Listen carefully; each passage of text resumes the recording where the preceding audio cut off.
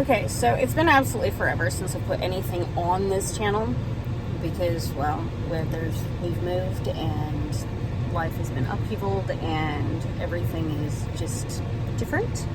I mean, my oldest got to be 18, he moved out, he got married, has kids, everything else. Second one's over 18 now. I mean, they grow really fast.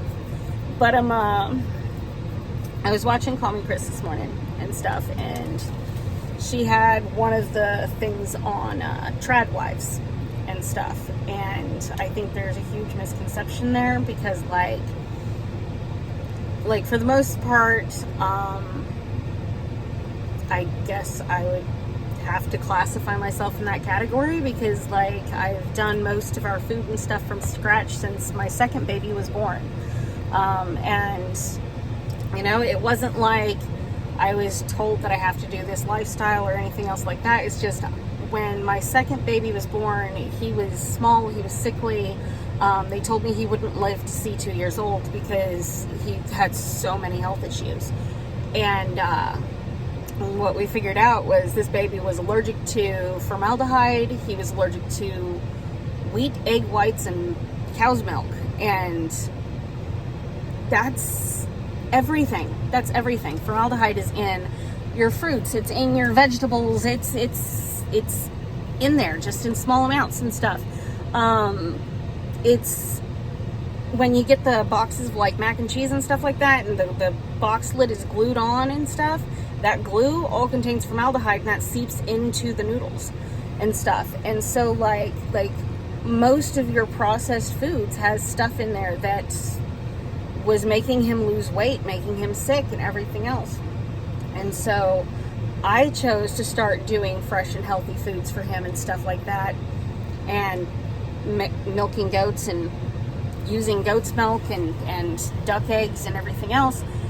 Not because, I want to be a trad wife or anything like that. It was literally just to try to keep my son alive. And so with that, you know, he's now 19, okay? He's doing well. He can eat a lot of things now that he couldn't when he was little because we've tempered his body to it and whatnot. And I mean, he still can't chew things like gum with aspartame in it because aspartame turns into 70% formaldehyde in the body, and he just can't have stuff like that. And we know this, and he knows this, and whatnot. But at the same time, we spent many years doing many of these food things. And yes, I think a lot of the trad wives on TikToks and whatnot are a little bit dramatized and whatnot because, like, I know to make yogurt, we would start the process the night before. It takes like 10 minutes to get your yogurt stuff going, and then it would cook overnight, and then you'd have fresh yogurt in the morning. It's not a big deal. It's not even a relatively hard process. Bread, I can make a whole bunch of stuff for making bread, and then I can freeze those bowls, and then I can just pull them out of the freezer, let them rise, and we've got fresh bread.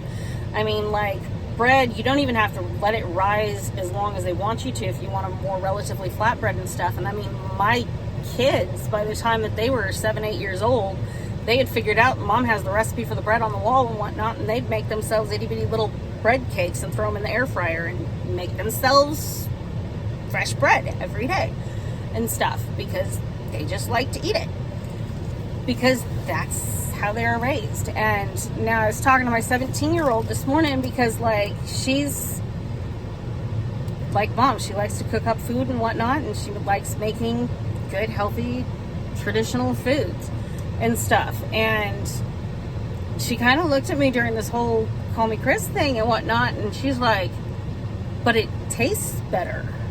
And I'm like, yes, but it's something that we need to, like, think about, because it's like, I told her, I'm like, am I against swinging into a McDonald's if we're on a road trip or something and you guys are hungry and picking up McDonald's?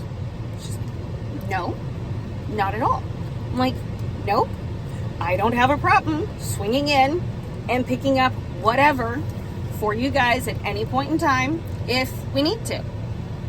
but do we want to eat that way all the time? And she's like, no, because it doesn't make us feel very good. And she's right. I've had extensive medical problems when I've tried to go to fully processed foods when we moved down here, and stuff. And so, yeah, we still do eat lots of vegetables and fruits and whatnot. And this one's getting to the point where I'm going to have to use it today. But we have food. And it doesn't matter how you feed your kids. It doesn't matter if you're a McDonald's mom or if you're a person who likes to buy their meals online, or if you use TV dinners or whatever. If you're feeding your kids, it doesn't matter how you're feeding your kids. It just matters that they are alive and healthy and growing and getting their needs met. And this is a big thing, because it's like, I think a lot of people feel because they don't have the time restraint to be able to make fresh foods all the time, that part of them is mad because they wish they had that time. And that's not anything to feel bad about. I mean, like, if your kids are healthy and they're eating and they're not going hungry, it's fine. It doesn't matter what you're feeding them, how you're feeding them, as long as they're getting fed, they're healthy. That's the important thing. It's like me, I had to do the Tread Wife, make your food from scratch thing for close to 2 decades, because I had a child that was going to die if I didn't. And that was a sacrifice that I was very happy to make for my children. And so, yeah, I have 6 kids, and it was the second one out of that 6 that had the food issues. And so all of them have been relatively raised up that way. Well, my 4th child, who is my 3rd son, he has GERD, which is a digestive issue and whatnot. And so a lot of these fresh foods and stuff like that, they work really well for his system also. And so it just kind of fell down the line and just keep doing it and stuff. And so it's one of those things where I just feel really bad that a lot of moms judge other moms and whatnot. And sometimes we put out things like, oh, fresh home cooked foods as so healthy and so good and stuff like that. And it just makes some of the moms who don't have that ability to feel really, really bad. And I don't want any mom feeling bad about how she's doing things with her kids. God made everybody who is mothers to be mothers, and they give them their children, and that is the best mother for their children. You are the best mother for your children. You are doing the best you can with what you know for your children, and that is the best that you can possibly do. Don't let anybody ever make you feel bad for that. I just want to amplify that, because, like, it's your choice what you're doing.